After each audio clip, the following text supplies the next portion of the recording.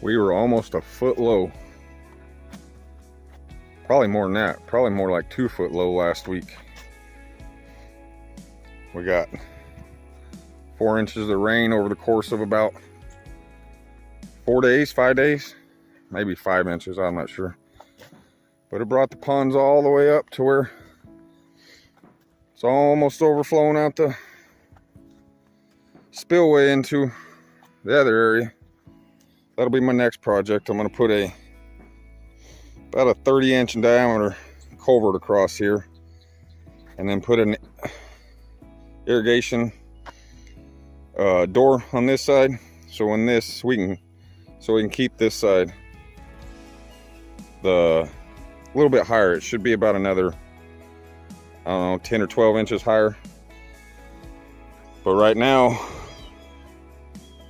we're just letting it run out that. Once we get the culvert there and it floods on this side, we'll open the door on this side and do like we did as kids.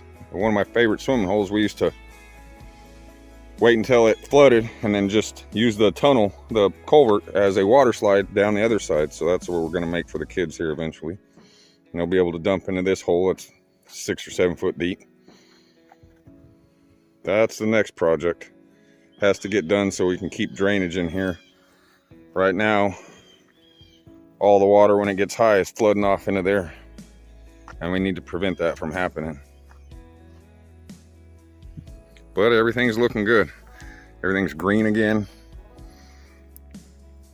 Need to plant everything on the tank dam, plant grass along all the tank dams so we can stop any of these little erosion spots from happening.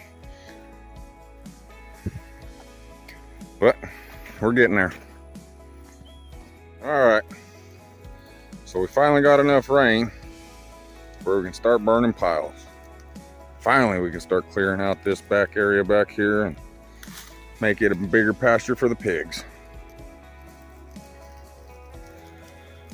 Wind died down enough to where I can burn this evening, so try to get all these piles burnt this evening. We got a few more back there beyond the tractor. I'll go ahead and push this one out later and push it into that pile. Start working on some of them piles back in there and over here. And over here. And back in there. We got piles everywhere.